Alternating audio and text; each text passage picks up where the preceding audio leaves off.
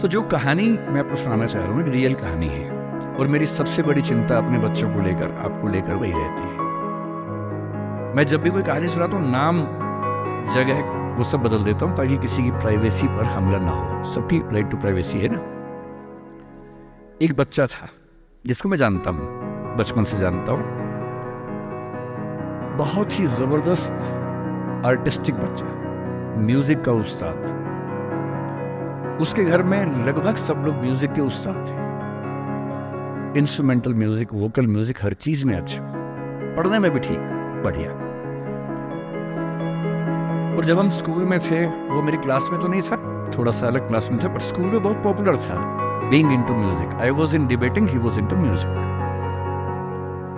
और बाद में उसने हमारा स्कूल छोड़ भी दिया कुछ समय के बाद, फिर वो कहीं और चला गया, फिर हमारा मिलना नहीं हुआ। उस समय ना तो व्हाट्सएप था ना यूट्यूब था, तो बाद में मिलने का स्कोप भी नहीं रहता था।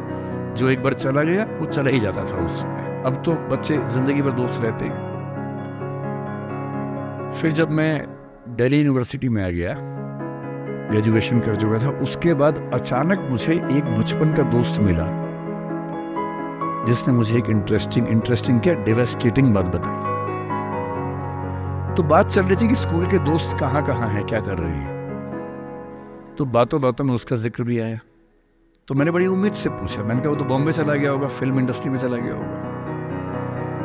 तो मेरे दोस्त ने पूछा कि तुम्हें नहीं पता उसके बारे में? मैंने कहा नहीं। उसने कहा यार वो जेल में है,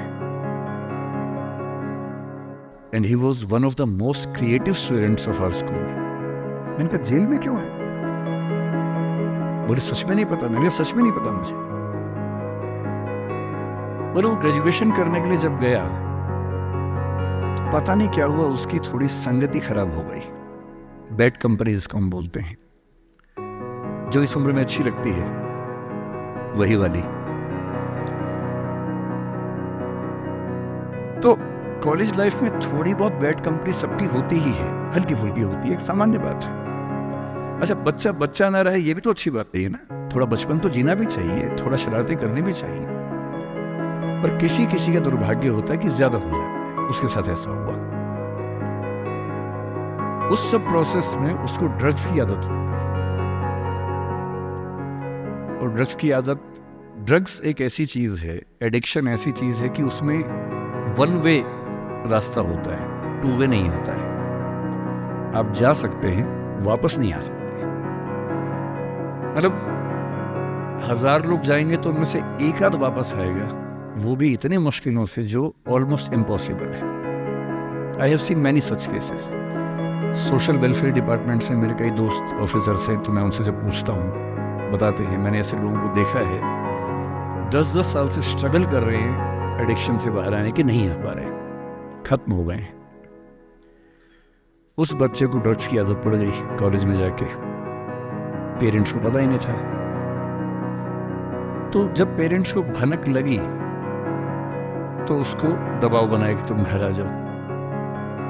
अब वो जिस कंपनी में था, दोस्तों वाली कंपनी में, वहां अब ड्रग्स बहुत महंगे होते थे, पैसे घर से बहुत कम आते थे, जितने पैसे एक मिडिल क्लास फैमिली दे सकती है। अब वो घर से ज्यादा पैसे मांगने लगा, पैसे मिलते नहीं थे। उसको अपने ही घर के लोगों पर गुस्सा आने लगा।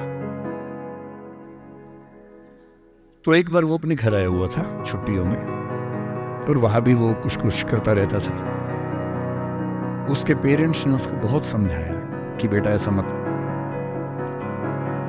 और एक दिन इस बात पे झगड़ा बढ़ गया। भाई आप पेरेंट्स की चिंता समझेंगे आज से 30 साल बाद, जब आपके बच्चे की एज में होंगे ना, आपकी नानी मर जाएगी उस समय। नानी मरना एक मुहावरा है, इसका मतलब बहुत चिंता में रहेंगे उस समय। और उस दिन पता नहीं क्या हुआ, झगड़ा हुआ, क्योंकि जो एडिक्शन के शिकार हैं उनका दिमाग उनके कंट्रोल में नहीं होता है। यहाँ तक कि जो ड्रिंक करते हैं, ड्रिंक एक लेवल से ज्यादा कर लें तो दिमाग कंट्रोल से बाहर निकलने लगता है। ड्रग्स में तो ये एलिमेंट बहुत ज्यादा होता है। और आधी रात को उसने क्या किया, उसने अपनी फैमिली के 5 लोगों का मर्डर कर दिया। मर्डर। उसने खाने में जहर मिलाया, लगभग सब लोग उससे मर गए। एक मेंबर नहीं मरा क्योंकि उसने खाना खाया नहीं उस दिन, तो उसको उसने अलग से मारा। और ये बात है जब उसकी उम्र लगभग 17-18 साल की थी या 19 के आसपास रहा होगा। उसके बाद वो जेल गया। मुझे उसके बाद से पता ही नहीं कि क्या हुआ, फांसी हुई या उम्र कैद हुई या क्या हुआ, ना तो मुझे पता है ना मैं इंटरेस्टेड हूँ जानने में। मैं उसका नाम हम सब जानता हूँ। एंड 1-2 क्लास स्कूल में ऐसी थी कि वो हम आसपास थे, जानते थे, पहचानते थे एक दूसरे को। मेरी सबसे बड़ी चिंता ये होती है बच्चों को लेकर कि किसी भी गलती से वो ड्रग्स में ना चले जाए। आप सबसे रिक्वेस्ट कर रहा हूं हाथ जोड़ के, कुछ भी कर लेना, ये मत करो। बदमाशी करो, शरारत करो, थोड़ा इश्क विश्क होगा करो, कोई दिक्कत नहीं। किसी को चीट मत करना, ड्रग्स में मत जाना, क्योंकि इन रास्तों पे जाने के बाद वापसी का रास्ता नहीं, पूरी जिंदगी खत्म हो जाती है। एक शायर ने कहा है, बस एक कदम गलत उठाता राह शौक में। राह शौक का मतलब शौक के रास्ते पर चल पड़े थे। बस एक कदम गलत उठाता राह शौक में, मंजिल तमाम उम्र मुझे ढूंढती रही। मेरी मंजिल जिंदगी भर मुझे ढूंढती रही, कहां चला गया? सिर्फ एक गलती हुई थी और उस एक गलती ने कहीं का नहीं छोड़ा। आपको लग रहा होगा कि ये तो पापा जैसा है, प्रीच कर रहा है हमें। पापा डोंट प्रीच वाला भाव मन में आ रहा होगा अपनों के, और मेरा काम ही है, मैं क्या करूं? मुझे जितनी चिंता अपने बच्चे की उतनी आपकी चिंता है, तो मैं तो बोलूंगा। आप मानेंगे नहीं मानेंगे आपकी मर्जी है, लेकिन ईश्वर ना करे कुछ गलती हुई तो बाद में आप इस बात को याद जरूर करेंगे कि किसी ने समझाया था हाथ जोड़कर, और हम उसके बाद भी नहीं समझे थे। कुछ भी करना, उस रास्ते पर मत जाओ। और इस रास्ते पर लोग क्यों जाते हैं? इसकी जो साइकोलॉजी में सबसे बड़ा रीजन है, उसको पीयर ग्रुप प्रेशर कहते हैं। पीयर ग्रुप का मतलब है आपके दोस्तों का ग्रुप, गैंग, जिसको गैंग कहते हैं।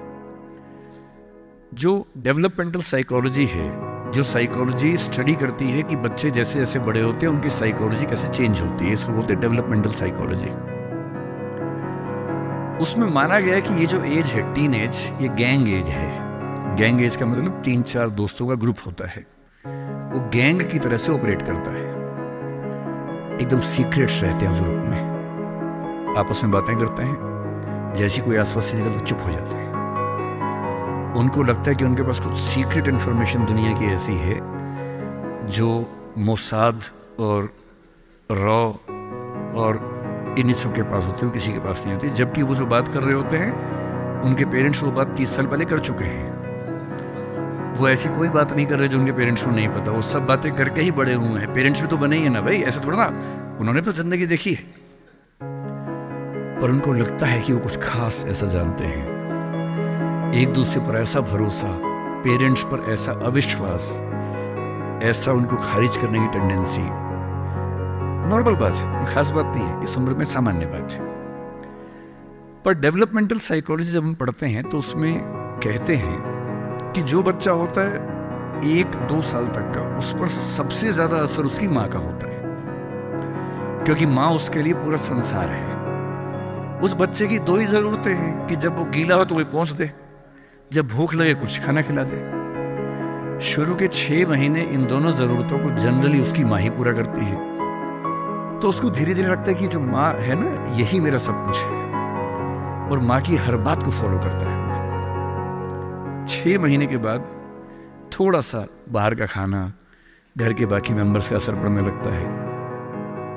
2 साल के बाद जब बच्चा पहली बार स्कूल जाता है, 2 या 3 साल के बाद, तो आप देखेंगे प्राइमरी स्कूल में टीचर्स आमतौर पे महिलाएं होती हैं, विमेन होती हैं, मेल्स नहीं होते हैं। उसके 2 रीजन है। एक तो मेल्स में इतनी पेशेंस होती नहीं आमतौर पे।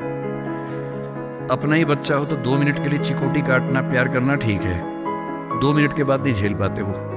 और बच्चा अगर रोने लगे, उनके चश्मा उतार के मारे, थप्पड़ मार दे, मूंछ खींच ले, इरिटेट हो जाते हैं।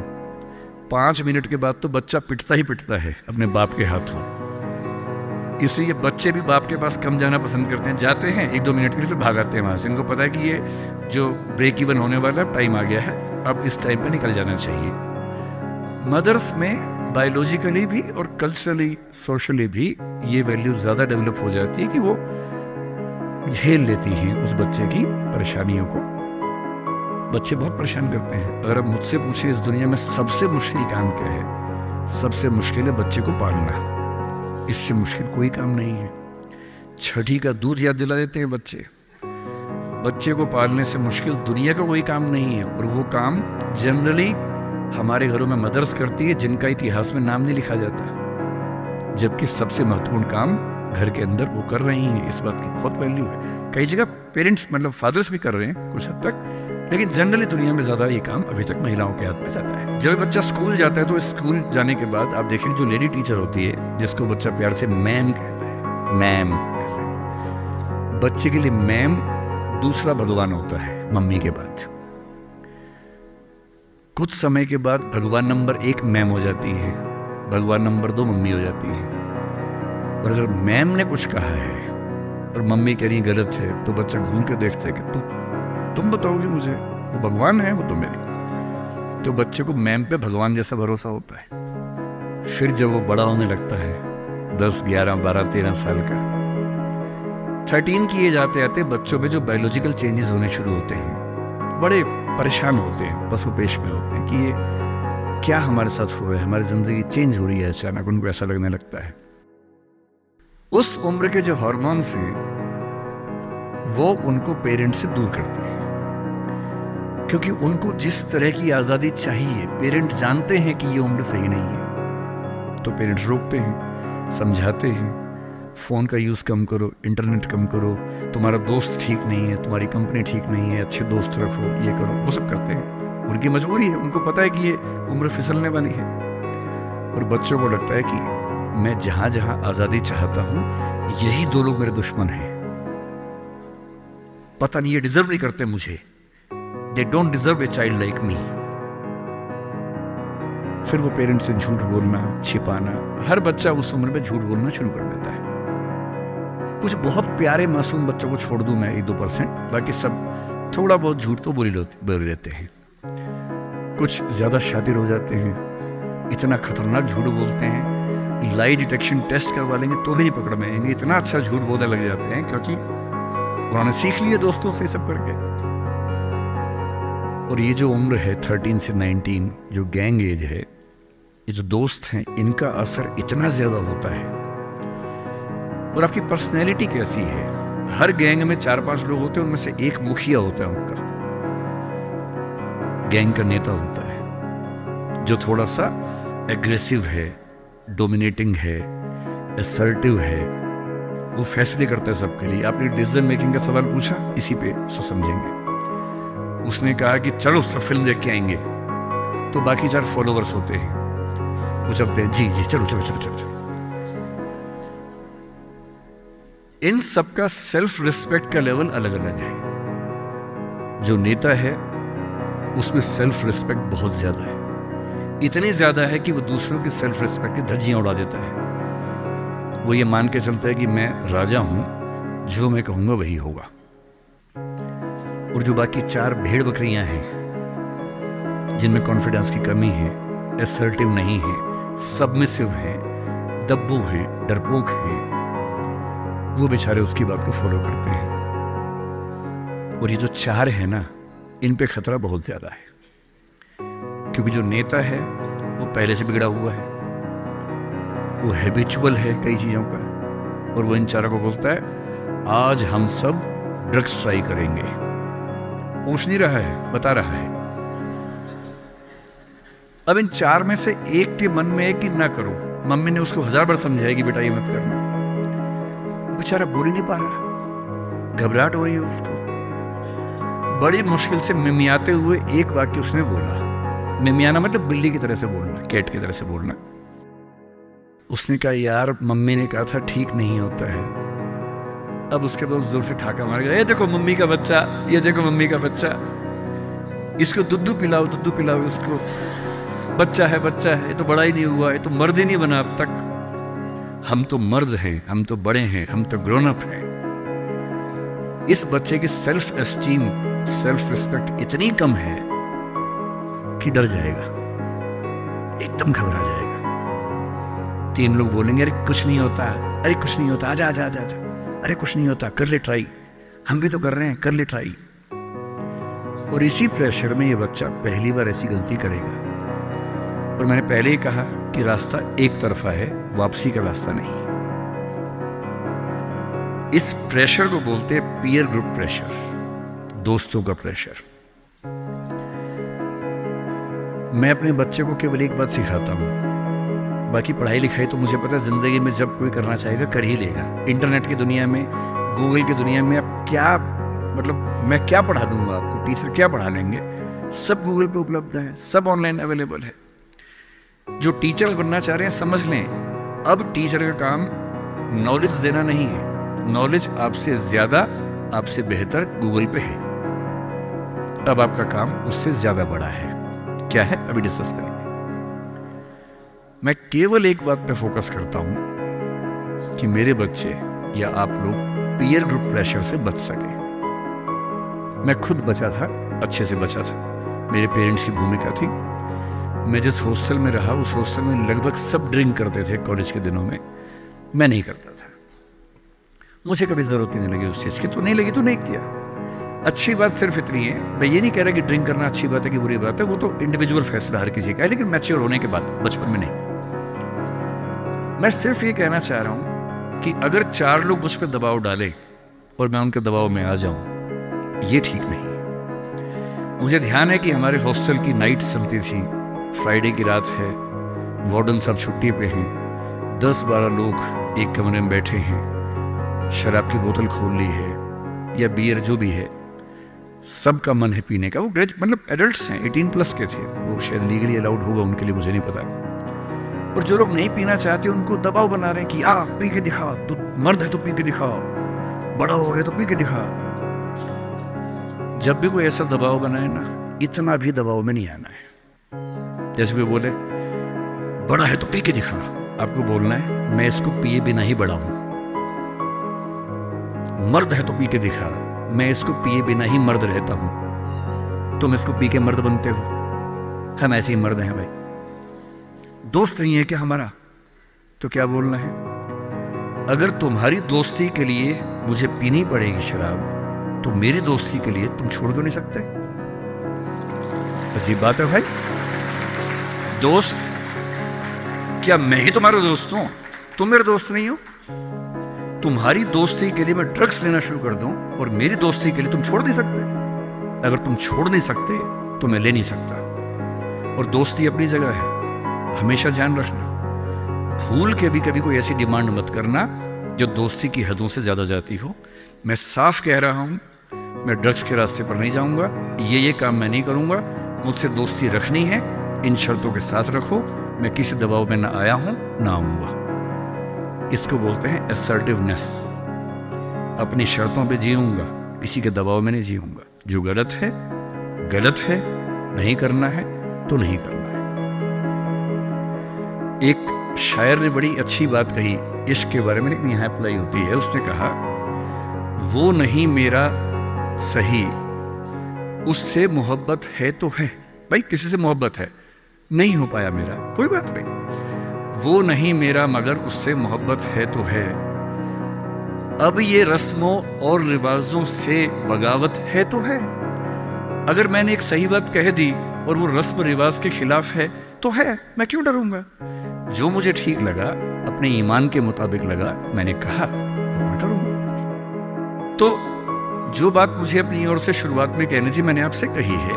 और मेरा ख्याल है कि अगर आप सब बच्चों में से एक बच्चा भी मेरी बात सुन के गलत रास्ते पे जाने से रुक गया, तो मेरा सिक्किम आना धन्य हो गया। मैं उसमें बहुत खुश हूं, उससे ज्यादा मुझे